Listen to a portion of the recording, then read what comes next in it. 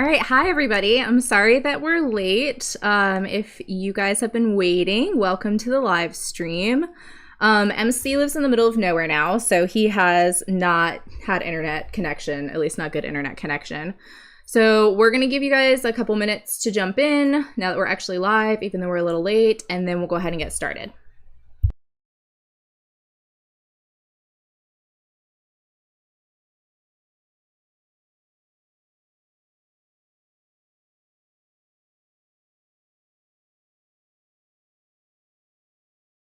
I'm pulling up the stream so I can look at chat too. To see if Okay. anybody asks any questions. Are you gonna cyberbully strangers? That's what we're here for, right? Dude, I accidentally did that one time and I felt so bad. You guys are hilarious. It was an accident. I felt so bad. I still feel bad about it sometimes. All right, we've got exactly one person on. It's probably my mom. Hi, Mom. Hi, Cobwebs Mom. Hello. Thank you for all of the white rice with salt on it that I ate when I was very sick. And for being concerned that I only ate white rice for like 3 days. Once upon a time in Tennessee. Was that Tennessee? It was Tennessee/North Carolina that it got terrible, right? Dude, it was yeah. bad. Colin, didn't she text you and she was like, he's just eating rice? Yeah. It's white rice. Yeah. Is he okay? You were like, no, he's not okay. That's why I sent him to you. Yeah, basically.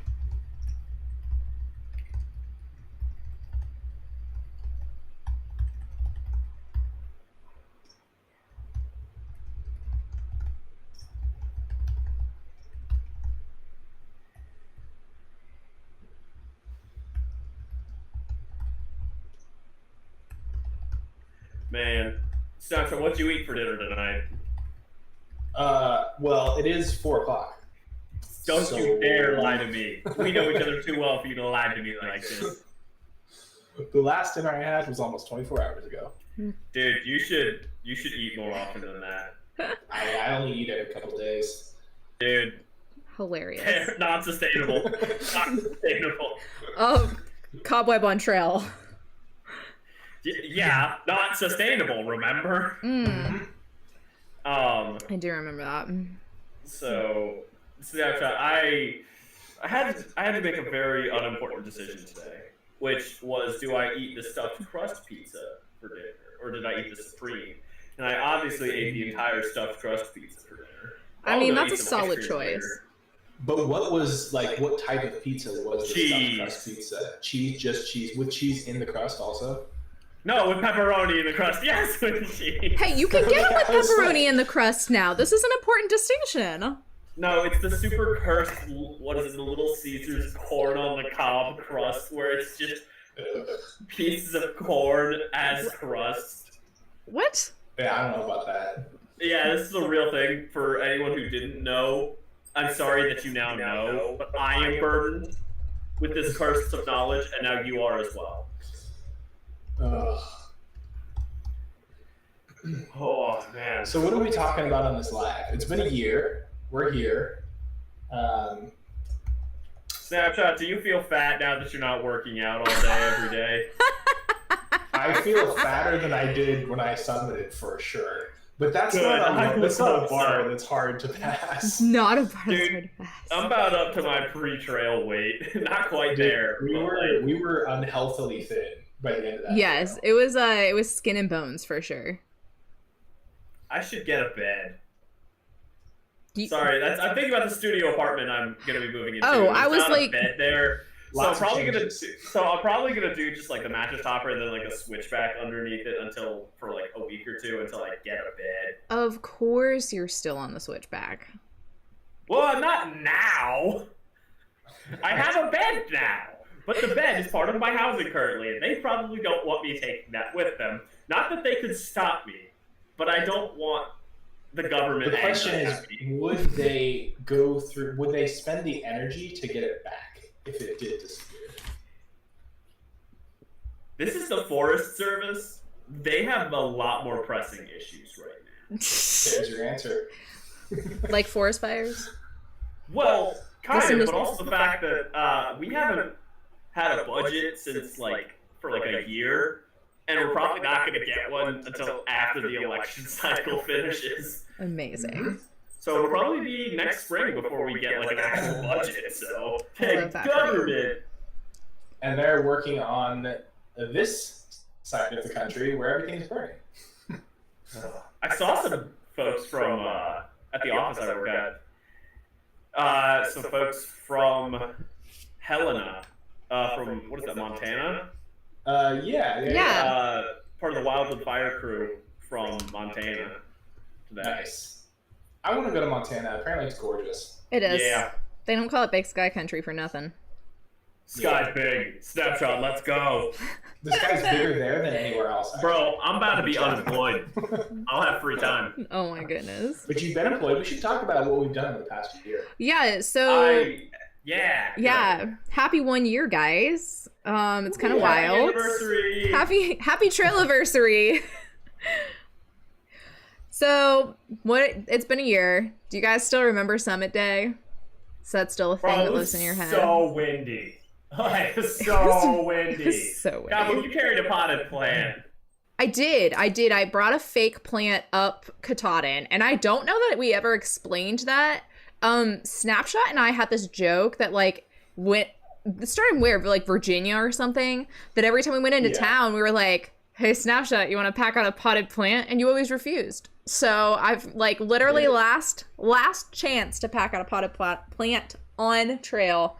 And I was texting with MC's mom, and I was like, I need you to bring me a potted plant, preferably fake, but I need that. And so she... Go ahead. Oh, no, go ahead and add. Can I add a detail to that story? Yeah. Okay, you already said yes, and then I asked again for extra politeness sake. But, we knew each other before Katahdin. We knew each other very well for a long time. I had no idea that this was a thing. The potted plant joke, until, we were in the 100-mile wilderness, and, no, I think my mom pulled it out of the back of her car on Summit Day to hand it to you, and I was like, Mom, why did you bring this? She's like, oh, Cobweb asked me to. I was like, Cobweb, why did you ask me? She's like, oh, because we've been joking about it since Virginia. I was like, no, we haven't. You were like, yes, we have. I was like, what? And Snapshot was like, MC, we have. You're like, what are you talking about? So yeah, she brought this me. This is what we call gaslighting. We wanted something novel to do on Katahdin, and this is what happened. No, actually, legitimately, we've been joking about it so long, and I was like, MCM, I need you to help me pull this off. And so, sure enough, I stuck that sucker in my backpack and presented it to Snapshot the day before. And hey, welcome, Adventures of Pineapple Shortcakes. We're happy you're here. So we were talking about the potted plant that I packed up Mount Katahdin. And so, MCM gave this to me. I presented it to Snapshot the night before, and he was like, I am not packing that out. And I was like, I am. Then we pulled it out at the top of Katahdin. This was your dream. It was my dream. Your dream. Yeah. It was a good dream. To be fair, the dream almost blew off the mountain. It was a windy day. I think that is up there with one of the most windy days we had. I think it might be topped by Days in the Whites. Yeah. But it was close. It was almost the windiest day we had. I just remember hiking, as soon as we got to the tablelands, I had to hike at an angle like this, not even a joke, to keep from blowing over, because it was so windy. Yeah, it was rough. But I will never, I remember that day, to answer the question. That's a day, the day you finish your thru hike, you're not going to forget the details of. I remember the entire hike. I remember the trail. I remember specific, specific rocks. And I'll never forget that day for sure. Remember right before we went above tree line, and then it was super windy, and the wind was blowing, and the trees were rocking, and you can see the roots moving. We were all like, are we sure we want to do this? And we were all like, wait, what do you mean? Of course we are sure we want to do this. Well, and then we did it. That, and we ran into those multiple section hikers who had turned around before going above tree line because they're like, it's too windy up there, and I was like, too windy. Well, we survived the weights, so let's give it a go. I think that was one of those times on trail where it didn't really matter what the warnings were. We were going to hike forward no matter what. Like other examples of that were we hiked over Washington, and it's like, well, we're over the mountain now. We just have to keep going. We were not going to stop before the summit. Oh, I remember there's certain times. that day sucked though. We got over because we started at like 5 a.m. which sucked. Before sunrise. Mm-hmm. And we're like, yeah, maybe we'll see the sunrise from on top of Washington. And then that didn't happen. We could barely see each other on top of Washington. Yeah. So we got over, and it's 8 miles between Lake of the Clouds hike and the next hike. And so everybody stopped. I was pulling up the rear of the group. They're like, all right, do we want to do this? We're 3 miles in. Our options are backtrack 3 miles or go 5 miles. This weather is really, really bad. It's cold. There's 70-mile-an-hour winds. We are wet. It is windy. This is not good conditions. Are we sure we want to do this? And then I got up there, and y'all were like, we've all discussed this. We've come to like what we want to do. What do you want to do? And I was like, we ride. Let's go. Let's do this. Let's go. And they're like, okay. And then we kept going. And then we spent like 2 hours at Madison Hut. Oh, best soup on trail. Best soup on trail. We checked in with each other's like body temperatures to make sure that everyone in the group was good to go forward. Because if one person isn't, then it's like, no, safety. The pack has to go back. I went over an extra mountain by accident, and I am still upset about this. Hey, you peak bagged though. You got Eisenhower. Snapshot and I were late. We didn't peak bag it. With an incredible view, I'm sure.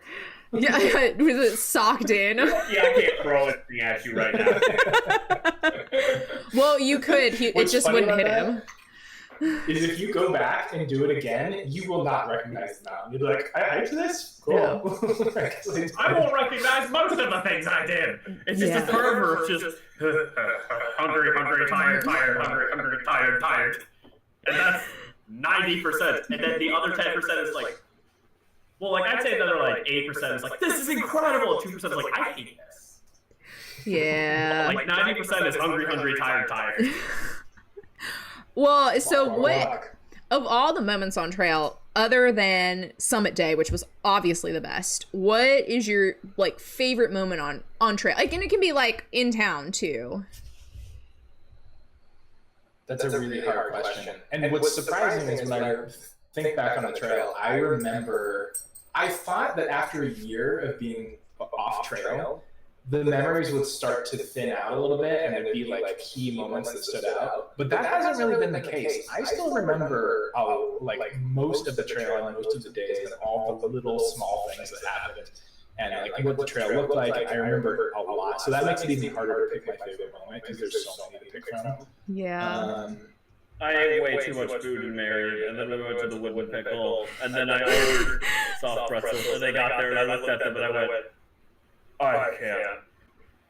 That was... I'm too full. I'm going to lay down. And you guys are full. I was like, no, I ordered it. I'll pay for it. You guys are like, go lay down. I was like, okay, if you insist. And then I kind of did like, I probably looked hammered walking back the way I was just like focusing so intently just on the ground, just like breathing heavy, trying not to throw up, stopping every now and then. And then I got back to the hostel and just kind of went to my bed and just like, I lay down now.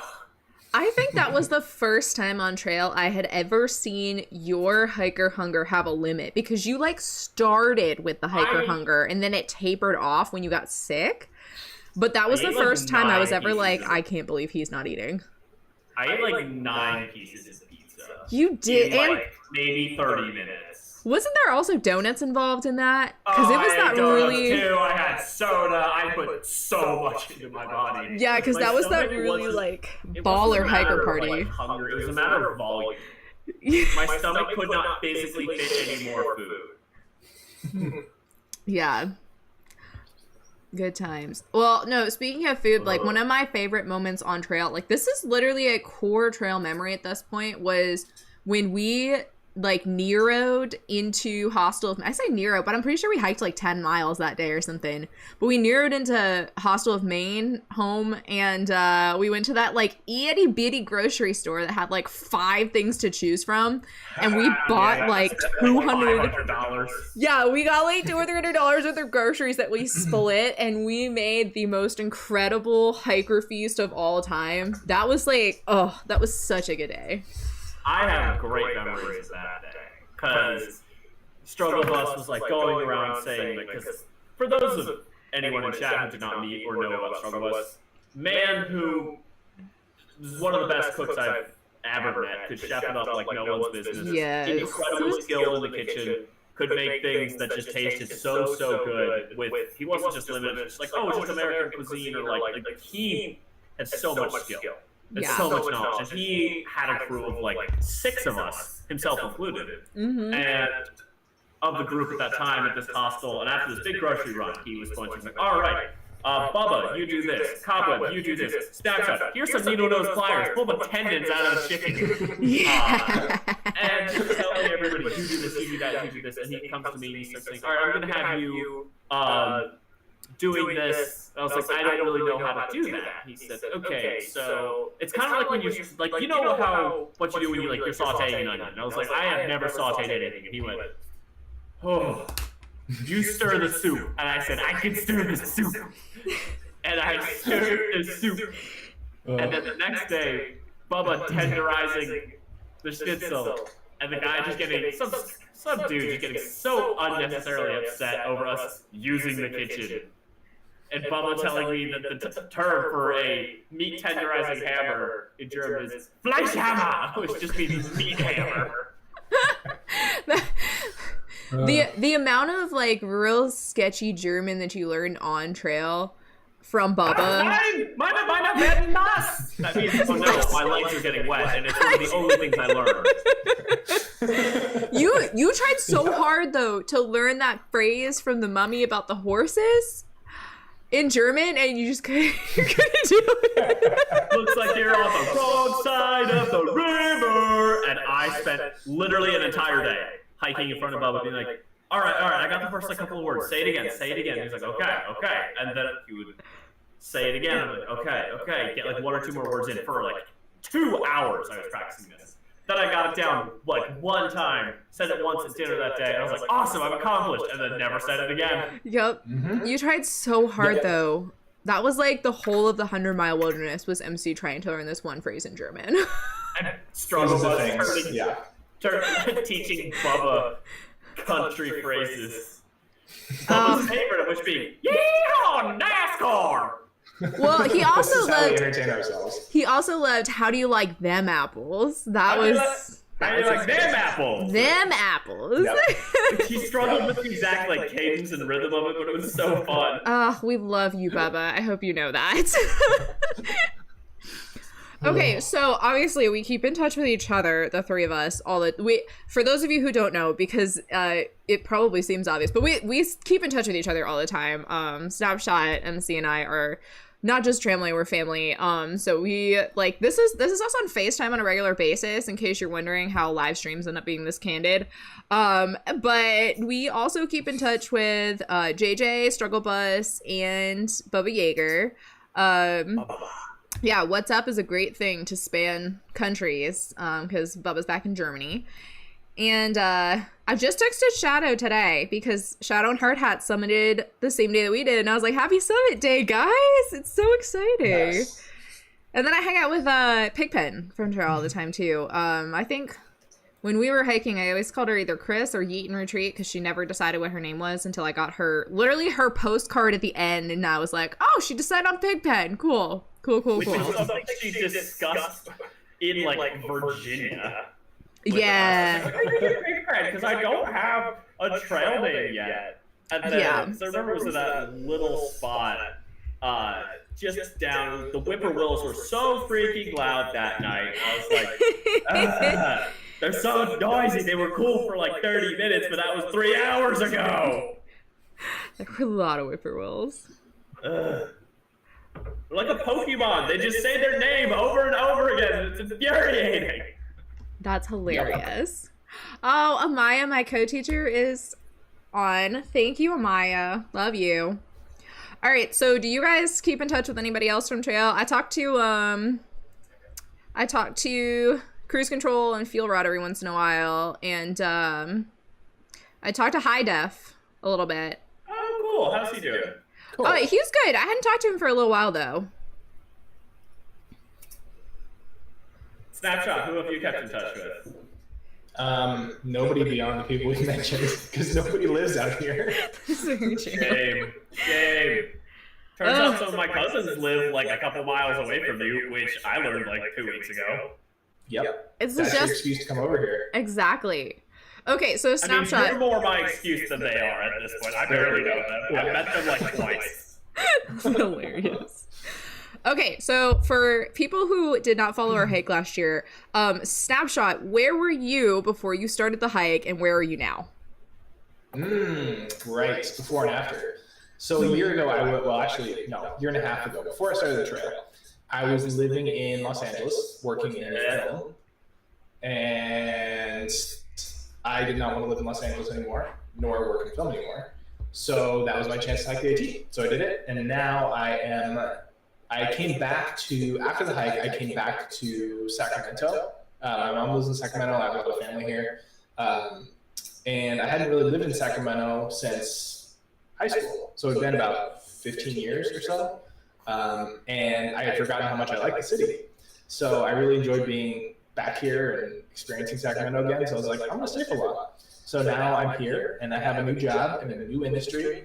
I'm doing data analytics. It's a fully remote job for an education company. And it's working out pretty well for me right now. So we're gonna see what the future holds. And yeah, life is a lot different now. But so far so good. All right, MC, tell us your before and after. Where were you living before? What were you doing before? And did you change it afterwards? So, before I get to that, I'm going to answer who I still talk to from the AT. Oh, yeah. Everybody that has been mentioned, and also Iron Mike. That's right, yeah. For context, Iron Mike was a guy we met in the first, week or two on trail, still in Georgia. And it was still in Georgia, or soon after the North Carolina border, right in that area.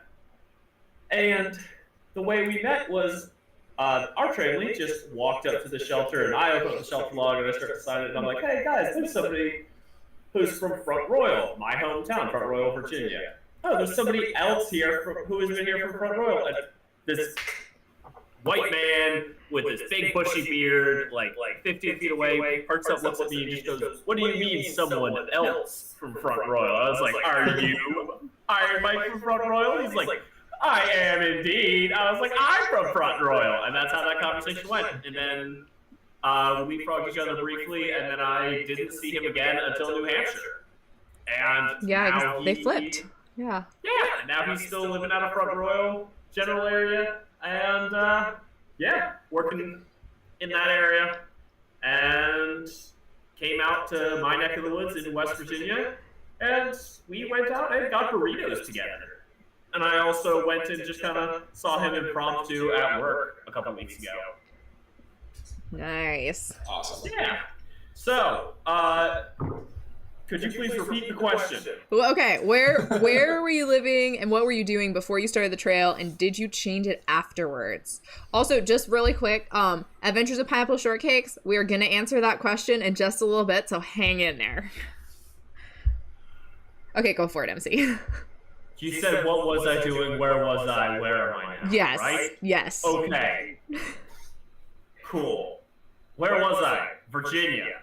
Working at a regional park near DC that, honestly, it was a job that paid bills, which I didn't really have before the trail, but, it let me save up enough money to do the hike. But now I am no longer working there. I am now working with the Forest Service in West Virginia, and it's a big step up, and it's a step down in terms of pay.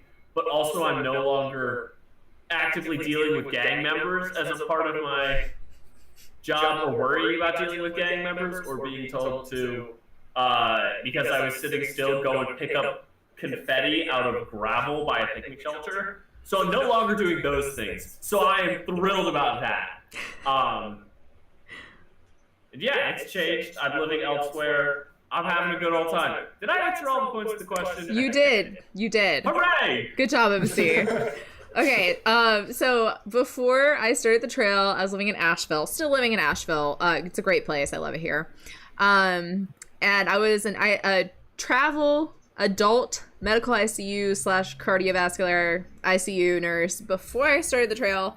One of the reasons I hiked the trail was burnout, among other things. And when I got back, I was not ready to go back to that profession. So I've actually been an infant teacher at a daycare since then, which definitely doesn't pay as well. But I have met some absolutely incredible coworkers and feel very, very valued by my workplace, which is, believe it or not, a first for me. So it's been really, mentally, it has been very, very good for me. So that being said, I have not let my nursing license go yet, so there's still time. Awesome. Okay. No. So, sorry, I'm working off a list of questions that we made up that I thought you guys would appreciate answered. Was there a question in the chat?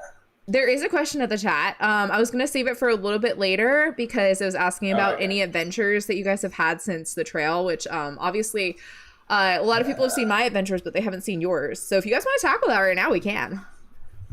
Right. Thank you for volunteering to go first. Adventures. So in terms of adventures that would be semi-applicable to an AT through hike, I have not done any large through hikes of long trails since then. But I have, so I live in Sacramento, which if you don't know where that is, in California, it's right in the center of the state. So if you drive like an hour and a half west, you're on the coast in San Francisco. And if you drive about an hour and a half to 2 hours east, you're in the middle of the Sierra at super high elevation. So what I've been doing is going out, if you drive like less than an hour east, you're in the foothills of the Sierra. And there's a bunch of trail systems there that I've been exploring on the weekends. I haven't done any like long extended backpacking trips there. Mostly just day hikes, exploring the area. I did like sections of the PCT just for fun. And then I've also hiked the Lost Coast Trail last month, which is on the northern coast of California. It's one of the only last undeveloped coastlines in California, which it's not a long trail, so it's like 3 days. It's unlike any other hiking I've ever done. It's all beach walking, and you basically are on the edge of the ocean the entire time. So you're either in the sand or you're up on a bluff where the trail winds along, and sometimes it juts into the forest a little bit, but comes right back out to the coast. It's beautiful. It's a great trail. It's very challenging because walking in sand is a lot harder than you expect. It's kind of like walking in slushy snow, but you're doing it for miles and miles. On top of that, you have to deal with the tide zones on the Lost Coast Trail. So you have to pull up tide charts and find out where the passable hours of the day are, because there's only a few depending on the season. So if you're not in a tide zone, if you're in a tide zone and you're not there when the tide is low enough, there's no escaping it. The tide's too high, you're at the cliff, there's no trail or beach. So I had to wake up super early. I had to wake up at like 5 o'clock and hike the tidal zone and get through it before the tides got too high. So if you imagine waking up and walking through a tunnel, but the walls are closing in the entire time, and you have to get through it before they close. I don't like so that. A little bit stressful, but worth it and beautiful. Worth it for the views. Honestly, incredible trail. I would do it again. The tidal zones are the snag. It makes it a little challenging, but I found it a lot of fun. It was something I hadn't done before. It's so unlike any of the long trails. I think everybody should do a beach trail at some point. That's kind of what I'm up to. May I ask a question? So you said you spent time hiking in the foothills of the Sierras. In the Sierra. Yeah, mostly the foothills because they're a little bit closer and easier trails. You say the foothills. Most people, when they think of foothills, they're like, 1, 2, maybe 3,000 feet high. What would you say is the elevation of some of the foothills? Yeah, the foothills, you're at like 6,000, 6,500 feet in the Sierra. Those are the foothills of the Sierra. The foothills of the Sierra are higher than the highest points of the AT. Yeah, for exactly. context, the highest point on the AT is Klingman's Dome in the Smokies, and that's like, what, 6,300 feet or something like 66, that? because Mount Washington is 65. Yeah. So, foothills of the Sierras. Yeah, and if you're in the Sierra proper, like going through in the PCT, I think you're at like 12,000 feet for extended periods of time. It's wild. Wild. So, yeah, Snapshot. I haven't been up there that long. I haven't done extended backpacking trips at that elevation yet, but I've been at that elevation. I know what it feels like. So, Okay, you have been getting elevated in California. Exactly. He's been getting high in California. That's what we're doing. All right, so Snapshot, did you put any of those photos on Instagram, on your Instagram? Yeah, I put a few up on my Instagram account. I'm not sure if everybody, you can link to it, but it's Here, drop it in the chat photo. for the people. Drop it in the chat for all people. Yeah. It might be, the chat might be weird about links. Well, you can just put your handle like at TF Mahoney Photo. Yeah. On Instagram. That you should be able to. But that's kind of what I've been up to. I haven't done any long trails other than that. I've also gotten into biking. Sacramento is a great bike city. There's a lot of really cool trail systems that are paved for bikes only, right by the river, that are really pretty. So I've been getting back into that to stay active. A little bit of running here and there, but nothing like heavy training running. Just staying in shape and keeping moving. But not going for any Ironmans. No Ironmans. No, I can't do swimming. I'm a terrible swimmer. I could never. You could get better. You could train. I think that's just not one of my goals right now. You just don't want to. If you're gonna do more coastal trails, maybe you should brush up on your swimming. Yeah, right. Just in case. Snapshot. You've run a marathon, which is incredibly commendable. I could train to run a marathon. I just don't want to. I'm not saying I could run a marathon, because right now I couldn't, but I could train to run one. Yes, you could. You guys could both train to run a marathon with me. We could do it together. Tramily reunion marathon style. Adventure we'll put a said pin in that and then leave that pin in it forever. How does that sound? Well, is it glue that pin in? Of the Iron Man comment? Adventures said just choose a downstream race. That's fantastic. Okay, so MC, what have you been up to? Any new adventures, any new hobbies you picked up? I've been working. I've gone out and helped with the trail crew, working with the Forest Service, so that's pretty adventurous, pretty fun. Let me tell you guys something that I have learned while working with the trail crew. Two things. One that is really neat is whenever you're hiking in an area that's designated a wilderness area, there are no power tools used for clearing trails or building trails for cutting trees that have fallen. So if a tree fell that's 1, 2, 3 basketball widths, like a good 5 or 10 feet thick, somebody went out there with probably a 5 or 6 foot long crosscut saw over their shoulder and then went and cut that tree in most likely multiple places, going all the way through it to remove it from trail. So that's the one thing I learned. The second, be very careful swatting bugs by your ears when you have a saw in one of your hands. Bad idea. Be very careful. I may have some scars now because of it. Choose the right hand to swat with. I did use the right hand to swat with. The right hand had the saw in it. So I mean the correct hand. I know. Right hand had the saw. Left hand, I was like, well, I can't swim with my right hand because there's a saw in it, obviously. Then I hear a mosquito buzz in my ear, and I went, ah! And I swung this hand up, and I basically went, like, if this is the saw, I basically went, boom, right into the saw blade. Oof. And then my, one of the guys I was out with was like, oh, are you good? I was like, I'll be fine. He was like, no, like, you're bleeding.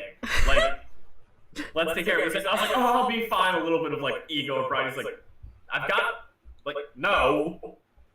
We're gonna clean that. I was like, okay. Dang. But I've done that. Done some traveling with family. That's been exciting. Yeah, spent a week up in Canada visiting family, staying on an island. That was pretty cool. Tim Hortons is so good, y'all. If you ain't ever been to Tim Hortons, go there and get those. What is it, the farmer's wrap? Oh, it's so good. So that's my Tim Hortons plug. Shameless. Yeah. Did some rock climbing on Seneca Rocks, which is one of the biggest, like, most iconic locations for rock climbers here in the East Coast. Yeah. Out west, you have the iconic, just monolithic wall of El Capitan, which Seneca Rocks does not compare in size to El Capitan, but in terms of like iconic location here in the East Coast, it's one of the most iconic locations for rock climbing. Yeah. I mean, you guys all know what I've been up to this year. I picked up running when I got off trail. Snapshot was an inspiration, and I ran 3 half marathons this year. Definitely am going to run a marathon, trying to rope these guys into it with me. Whether that happens, run a marathon and a half. Like, you've run more marathon than Snapshot has. Yeah, but I mean, it's not The trick is same. doing it without a break. Yeah, that's really it. Because let's be honest, I got to the end of all 3 of my half marathons, and I was like, I don't know that I want to do this again. But then also my brain was like, but don't you? Yeah, so that's been good for me. Started a long ass section hike of the Mountains to Sea Trail. I have completed 2 2/3 of the 18 segments. I'm not planning on doing the alternate paddle segments, so it'll be just the 18 straight. But I have done 200 miles of it between May and now in September. That's a lot. Yeah, I've been pretty excited about that. It's been really good. So I'm hoping to do more this year, but we'll see how things shake out. Yeah, I don't think there's really anything else exciting going on in my life. You guys have all, been watching my channel, so thanks for that, by the way. Thank you. We love you guys. Okay, Adventures asked MC, where's your mom? She was the 4th tramily member.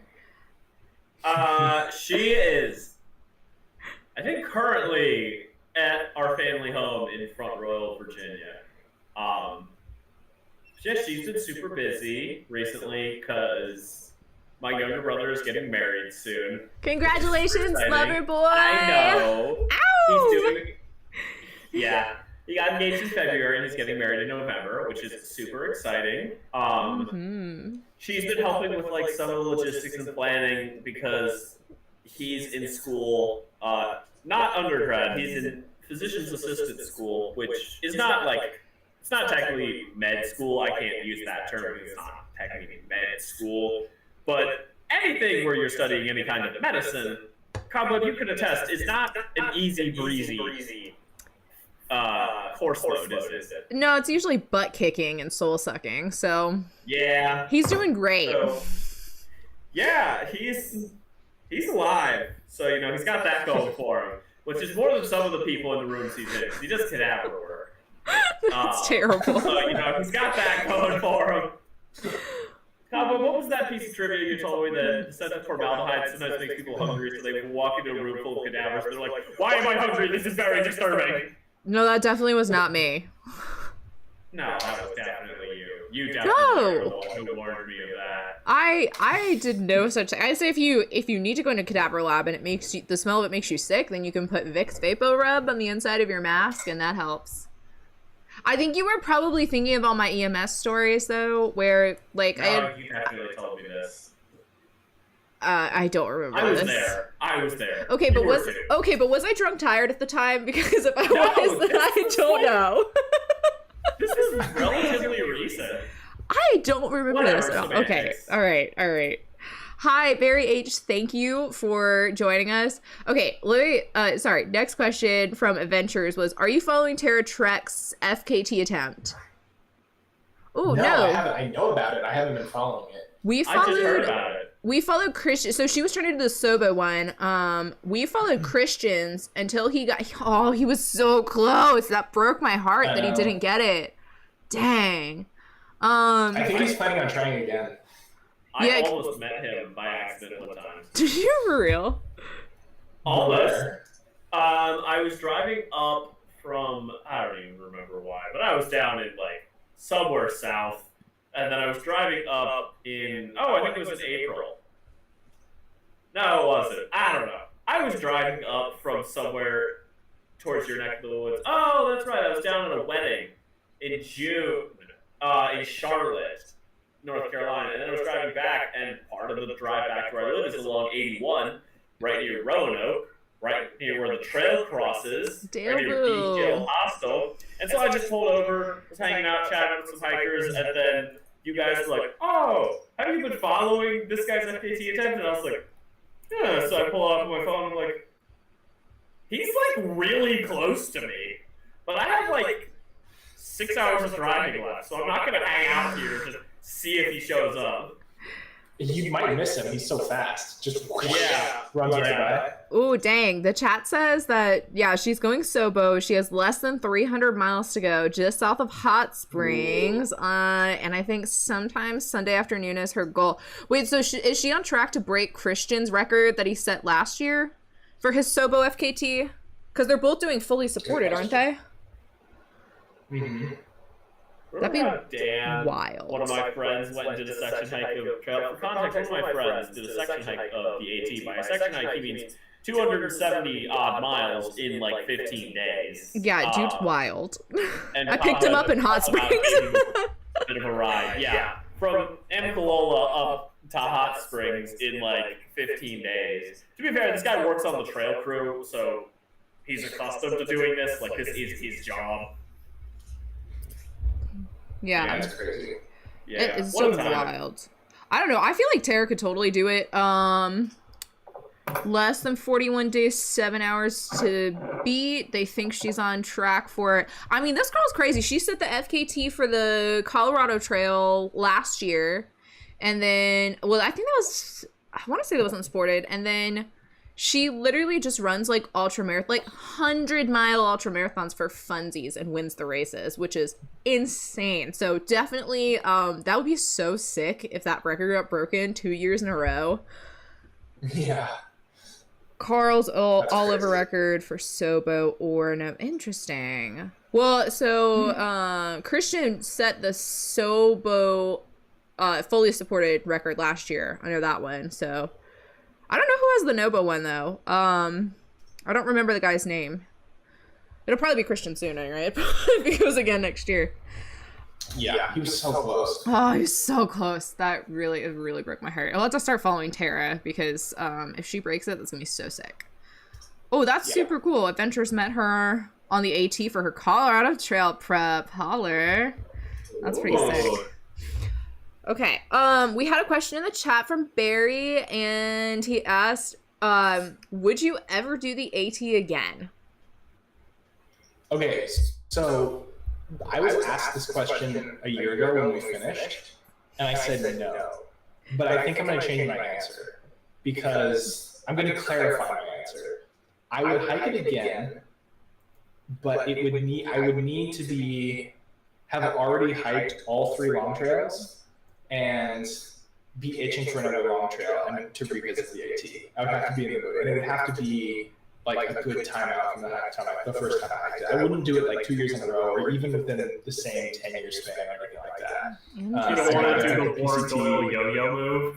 Yeah, no, I want to do the PCT and the CDT before I do the AT again, for sure. But I'm not saying no, I wouldn't do it again. I might do it again. And then maybe Sobo, probably no-go again, to be honest, but maybe. I was gonna say before you make your Sobo decision, just remember that ascent at a Lehigh Gap. Just remember that. Mm-hmm. Do you want to go down that? Snapshot. I mean, but there's also the whites, which is just Snapshot. Hear me out. If you were to Sobo it, get near Lehigh Gap, pack up a hang glider. There we go. Go across the river. Nah, just like swoop straight down to Mary Poppins' house, the trail angel we stayed at, just land in her Squirrel arms, suit? like, I'm here again. I'm here again. She probably, I don't know if she remember you after that long. I know she remembers HVAC. You would be hard to forget if you did something like that. That's fair. That's very fair. That is very true. Oh, man. I miss the trail. I would do it again. Would you hike it again? I would do it again. You said that before. Yeah. Mm-hmm.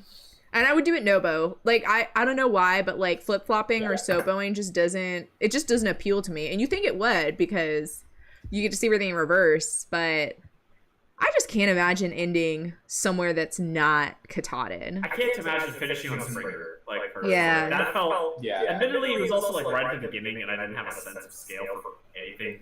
For those of you who are unaware, my first ever backpacking trip was the Appalachian Trail. Yeah. So I didn't really know what I was doing. No idea. They didn't know somehow.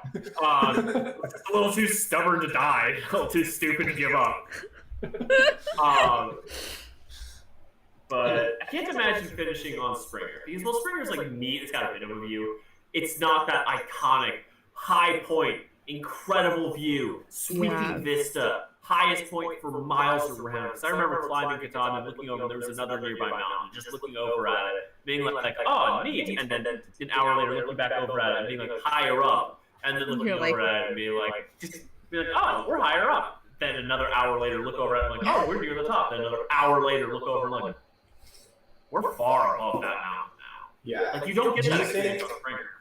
Do you think it's the most scenic summit? Do you think Katahdin? Because some people get argue about this. Do you think it's like what summit do you think is the most scenic?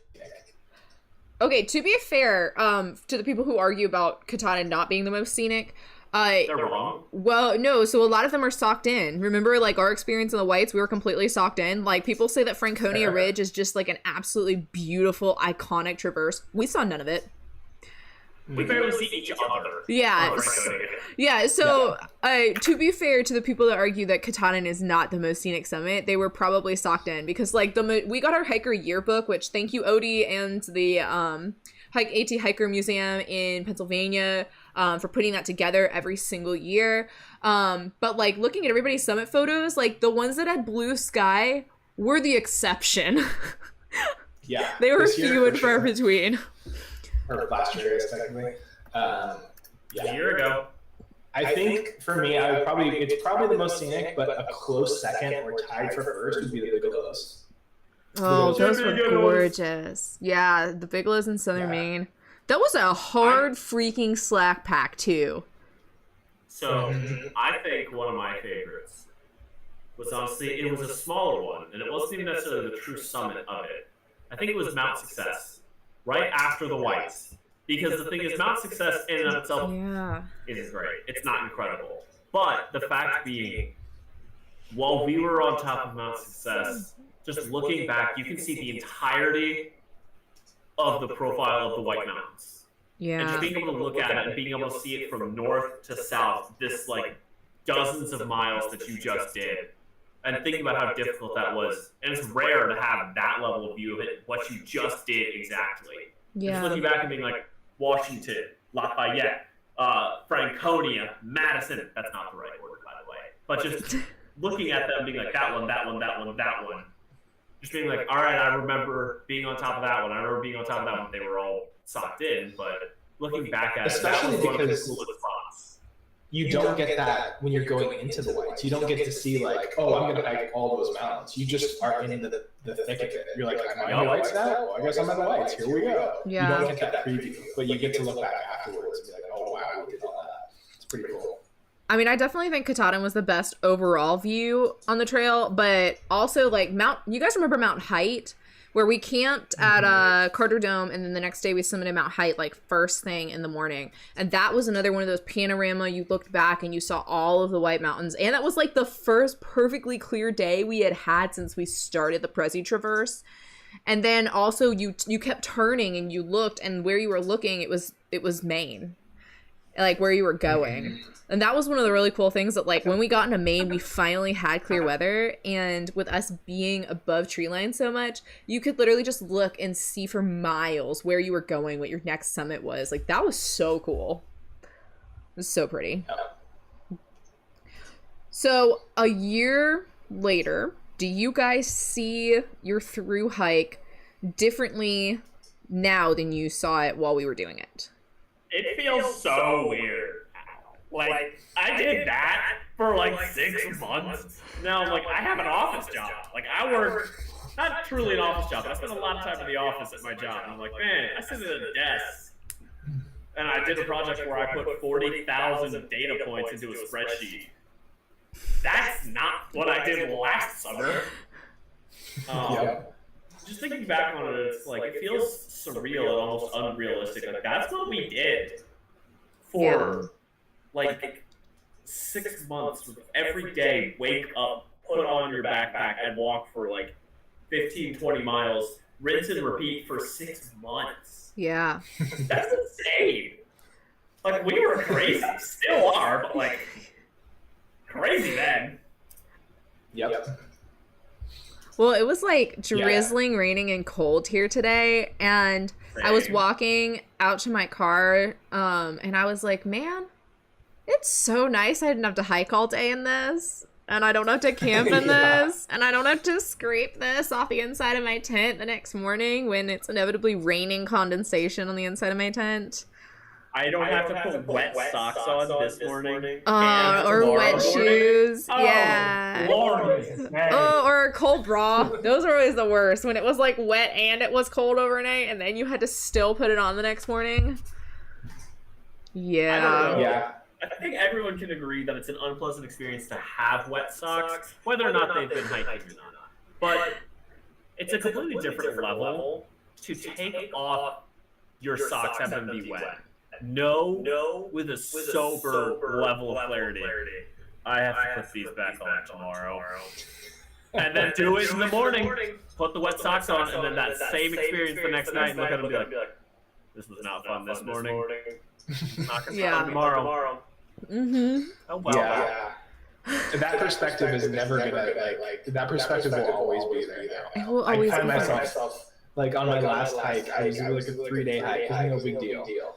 And at one point, it got a little technical, and I had to like butt scoot my way down to the beach. And I like slid, and I got sand in my shoe, and like got some mud on my butt. And I was like, man. But then it took me like 2 seconds. I was like, this isn't that bad because I get to eat in a restaurant later today, and like go home and take a shower. Who cares? Yeah. Like, I'm just gonna keep walking.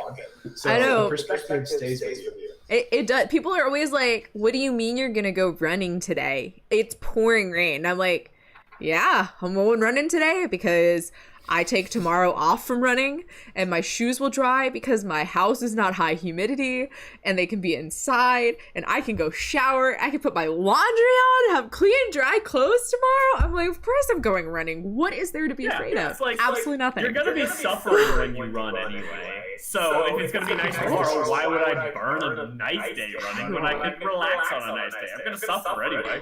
I roll MC. I will get you into running. It will happen. You can try. Oh, I will. I wish you the best. It will be ongoing. It will be ongoing. I wish you the best.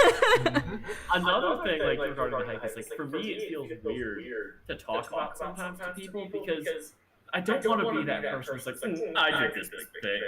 Like, I went and hiked. So, like, oftentimes when I chat with people and they're like, oh, like, just like, oh, get to know new people, and they're like, what kind of stuff have you done? I'm like, oh, well, like, went to college, worked for a year, did a bunch of adventuring, did some backpack, did a bunch of backpacking, and then now I work here. That's how I usually explain it because, man, it's just, it feels so ego-focused to be like, well, I had the Appalachian Trail, so like, I did that, that's pretty cool. You should be impressed. And like, well, it is very impressive and a big thing. It's like, it just feels weird to me sometimes to talk about it in that way. Because I don't want to go into it and always be like, look at me, I did this, I'm so strong, I'm so cool, look at me. Yeah, but also it's literally like the most epic thing you've ever done in your life. And so few people are ever going to do it that like, and you guys know how this is, like you'll run into people who will look at you and be like, are you a long distance through hiker? Because you know, like there's just, it's like a brotherhood and a sisterhood. Like the people who through hike the AT, like it's like the mafia. It never lets you out. Yeah, I mean, I work at a visitor center, and like I run into people who like one of the most recent people I met that had done the AT was just like a week or two ago. And she walked in, I noticed just like kind of the way she carried herself, and also the fact that she was wearing like a beat up, clearly like a sun hoodie, like thin long sleeve shirt. I was like, okay, normal people don't wear those. And she also had a Cotopaxi hat that was like a little faded, not like super beat up and old, but like sort of like you've had that for like a year or two and you've worn it every day in the elements. for a year or two. Yeah. And so just got chatting about stuff and mentioned, I was like, yeah, I did the AT. She's like, yeah, so did I. Like, what year? She did it in 22, Sobo. I did it, in 23, Nobo. So just, you meet people, and you immediately have that connection. It's sort of like, the only comparison I can give is like somebody that gets out of the military and then happens to run into somebody that served with them in the same location, even if it was like slightly offset in time frame, like that person has had the same experiences in the same places that you've had. Yeah, that's a great idea. It's exactly like that. Yeah. Well, one thing that always, like, ever since I got off trail, the trail seemed like reality to me, and like real life since then has just seemed like the dream. Like, do you know what I'm saying? Like, it was just one of those things that, like, it doesn't seem real that we did it, but it was the most real thing then. It sort of reprogrammed how you think about everyday life. Yeah. I would not say sort of. I would say very heavily. Very much so. Yeah. Very much so. You're not normal if you start the AT, and let me tell you, if you finish, you are very hard. You're very not normal. Yeah. Okay, we got a question in the chat, which we're probably gonna run the stream for like 5 more minutes because my computer is old and crotchety and will probably not be with us much longer. So Barry asked, how do you prepare for the mental challenge? Do you train or do you deal with it as you go? That's a great question. I can speak a little bit to that, at least for me. Everybody has their own way of sort of adapting to that challenge, because for some people, they can't possibly think about the end result. Some people cannot think about that, and they take it the same way. Like, I've heard Marines, like in interviews, Marines talk about how they got through Marine boot camp, and like the training is, you can't think about, all right, I have 3 more weeks, I have 4 more weeks, or however long. Sometimes you got to be like, all right, I need to make it through today. Sometimes even that seems impossible. I got to make it, it's noon, I got to make it until 1 p.m. Sometimes it's noon, I just need to make it till 12:30. And then I'll build from there. And some people, they just need to take it one day at a time. Some people can't take it one day at a time, and they're like, all right, I'm always thinking about Maine, I'm always thinking about Katahdin, I'm always thinking about this accomplishment. But at least for me, the biggest thing I can say about being able to finish in the mental just weight and burden and the challenge is you got to be able to accept what you're doing is the new normal. Because if every day you lay down wishing I wish I had a hot meal that I not eaten out of a foil bag with water I boiled in a cup. I wish I had a real bed, and I wish I had a shower. Give it a couple of days, you'll go where you have those things. Mm-hmm. But it's like I went in some ways it was a strength, knowing so little about backpacking, because when I went into it, because I went to the hike, and I've talked with these two about it. I started my through hike expecting to walk north and spend 6 months in the woods. That is not me just saying that for like joking. That is what I expected at the start of my hike, and you better believe I got it. I walked north and spent 6 months in the woods. I got exactly what I expected. Yeah, and that was a smart way of going into it. Yeah, the mental thing is such a personal thing, because it's going to be different for every person. Like, what keeps them going is going to be different for every person. My biggest thing was, for me, it was very important to have a why I was out there on the trail. So before I even left for trail, I wrote out a list of reasons why I was hiking the trail, what I wanted to get out of it. Not to the point where it's like a homework assignment, but a list to remind myself on the trail of why I chose to go out there. And for everyone, it's going to be different reasons, whether it's a sense of adventure, you want to change in your life in some way, whether you're trying to expand your personal skills, interpersonal skills, whatever it may be. Having a list of reasons you're out there is going to be very important. And you can refer to that when you are in the middle of Vermont on a rainy night and you want to go home. And if you haven't been dry in 3 days, it's really tempting to go somewhere and get dry and quit. Exactly. I'm not going to deny that. I wrote them down. I had them on my phone with me, my reasons, and I referred to them multiple times throughout the trail. And once I saw them, I'm like, oh yeah, I'm out here for a reason. I just need to keep pushing forward. And then, like MC said, one day at a time. It's just, you're going to be dry eventually. It's not always going to be raining. The sun will come out. Things will always get better. Never quit on a bad day. That's another piece. Yeah, never quit on a bad day. Can I ask a question about those reasons and the stuff you wrote down, Snapshot? Yeah. Were there any of them that, like, there were clearly ones that you were on trail, you're like, yeah, this is good. Were there any that you got on trail and you were like, months in, you're like, this is stupid, why did I expect this? there were some where it's like, I was way too broad with a few of them. I think I wrote down, like, I wanted to be on an adventure. And I looked at the reason, like, halfway through, I was it was an adventure. Obviously, I'm on an adventure. That's dumb. Like, why did I make You're a habit. Gosh. It was just Napoleon Dynamite. Gosh. Yeah, exactly. But well, what about you? Yeah. I think for me, there was a lot going on in my head on the hike, which you guys were privy to, because you were forced to hike with me. But we chose to. You say forced. We chose to. We wanted to hike with you. You did, and you. Yes, an active decision. It really is, and that's something to definitely remember if you're considering a thru hike. Everything you do is, in fact, an active decision, and that. Oh, the mental battle gets so hard the longer you're on trail, and especially the wetter the season or the hotter the season, and we had both. Really, it is, you have to wake up every single day and decide, I'm going to do this today. And not just decide, I'm going to do this today, but also decide, this is what I want to do. I am here because I want to be here. I want to summit. I want to be in Maine. I want to hike there. Like, it really has to be, it's like I read in a book before I went on trail, like, when you are through hiking the AT, it has to be the most important thing in your life at that time, because otherwise you won't do it. Because like, I can tell, like, New York was really hard for me, because that was the state where my brain started going, you don't have to be here. You don't have to have a migraine every day. Your shoes don't have to be covered in 2 inches of mud. Like, you literally can call your husband, he will buy you a plane ticket, and you can go home. And that was the hardest part for me, because I had to keep saying, if I go home, then what does my mind do after this hike? And the answer was always, it doesn't let you rest because you didn't finish.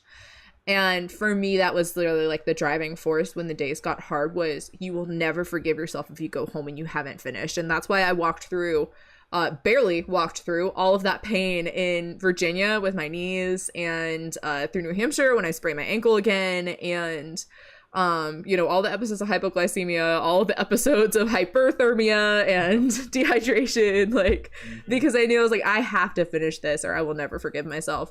But also, like, having no rain, no pain, no main. That one? Well, that, but the one more so of, you can either quit or keep going. They both hurt. Yeah, and that's really true. But also, like, having you guys as tramily to keep me going, keep saying, Cobweb, you can do it. Cobweb, think about your, like, the consequences, either good or bad, for staying or going. And then having, like, knowing that my husband would support my decision no matter what I did, that really was what gave me the freedom to be able to be like, okay, I can push through anything. Yeah. And you did. I remember a couple of days where you were not having a great day. First day in Shenandoah National Park. She was having a very poor day. It was hot. We were thirsty. We got into camp late. She was very upset. She looked at me, said some very choice words regarding the hiking the trail specifically. And I said, okay, let's get your tent set up. Mm-hmm. Then we'll talk again. And you went, okay. And then we did that. You were like, I asked, are you doing any better? You're like, yes. Yeah. Not happy, but I'm better. Sometimes hiking in a trailway has benefits like that. Like, if one person is having a bad day, sometimes all they really need is for someone to say, hey, there's water 2.5 miles out. Let's stop and let's stop and eat there. Or let's get ice cream. Oh, that one did me in every time. Let's get ice cream. Setting small goals like that. Except for that one time after crossing the Kennebec, and I was Snapshot, and I was like, let's get ice cream, and you're like, let's not. And I was like, who are you? That was the, I was in heat exhaustion at that point, Cobweb, and I was going to throw up if I ate anything. That was that one. That was a hot day. And then I got a nosebleed while hiking out of town, and I had to sit down on the ground and just kind of let my nose bleed. And some day hikers walked past, and like, are you okay? And I'm just sitting there with like blood dripping from my face, like, yeah, just give me a minute, I'll be fine. And they're like, are you sure? I looked at them, and I was like, just kind of like plugged up, and I was like, yeah, you just go ahead. And they're like, okay, we're leaving. And then they left. Perfect. That's incredible. Which, honestly, I don't blame them. I'd probably done the same thing if I was in their shoes. Because you looked crazy and homeless and emaciated. Hikers are a frightening breed. I was just sitting there, like, arms, like, legs wide, elbows on my knees, just kind of like letting the blood do its thing. And I was like, alright. Yep. Okay, this is happening. And they just walk up on me and like, are you good? Puddle of blood-stained leaves and dirt on the ground.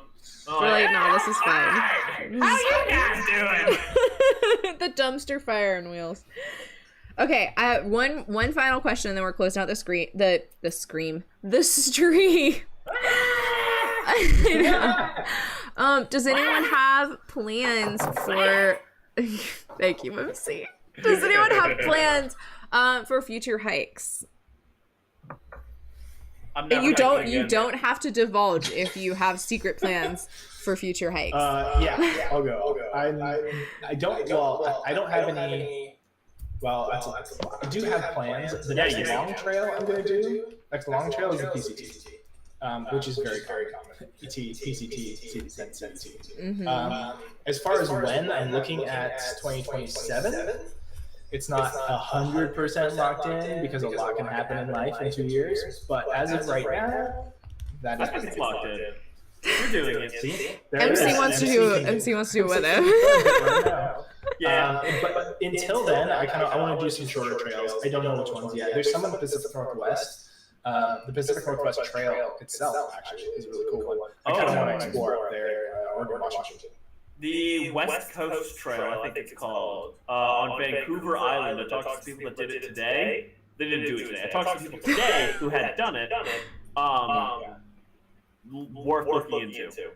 They said it's one of the most incredible trails they've ever done. Yeah. I definitely want to do the actual long trail at some point because we hiked about half of it, runs concurrently with the AT. Definitely want to do the full thing at some point, like as a through hike, because it'd only take like a month or so. A week? No, definitely not a week. That trail is hard. That trail is hard. And then of course finishing up the MST. She's tough. She's yeah, but she's pretty tough. Yeah, my knees feel that. Yep. MC, were you still wanting to do the Allegheny Trail, or is that just kind of like, meh? Well, I did some of the math on it, and there's one stretch where you do about 10% of the trail continuously with one roadwalk. So, you know, it's 300 miles. I'll probably do it in sections at some point, probably over the next year or two, like into the next summer. Probably, honestly, I'll do sections of it if the winter's not too intense here. Yeah. With one of my buddies that I've met out here. So tentatively, probably gonna section that, not through hike that.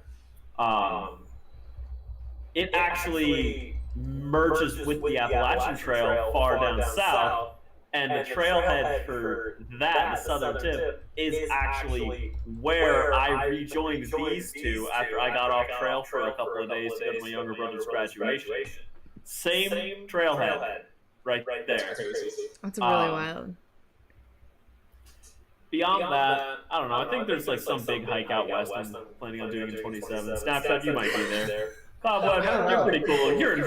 You have an informal invitation, not a formal one. You get an informal. Okay, but as long as it's open and not closed, that's really what matters there. An informal, alliterative invitation. Amazing. All right, well. Planning on that. Which, I don't know, seems pretty neat. Maybe I just won't do any backpacking between now and then. It's just like full send it. Second backpacking I would trip do of a all lot more time, backpacking PCT. immediately, but unfortunately, life is expensive and I like to make money. These are facts. Should have moved to Virginia. Yeah, Snapshot, you can still come to the East Coast. Just saying. You should totally do it. You can still move to the East Coast. Absolutely. I could, but I still need Yeah, they have those here. And I'm like, in California, you can buy them. All right, guys. Well, we've been going for a hot second, and my computer's probably quitting any minute. So thank you both so much for doing this with me, for joining me. I miss you guys. I miss seeing you in person. But thank you again so much. And congratulations on our summit day trailiversary. It's been real. It's been real. For real. I can't believe it's been a year. It's crazy. Yeah. Dude, wild time. What a thing. All right, well, thank you guys so much all for watching this live stream. I really appreciate you hanging in there with us, especially you Adventures, because I know you've been here the whole time. And Barry, thank you so much. And Amaya. And probably all of our moms are on here, but they don't have YouTube accounts, so that's why they haven't been in the chat. But thank you guys for watching as well. Love you all. Good night. Happy trails. Good luck on your next adventures.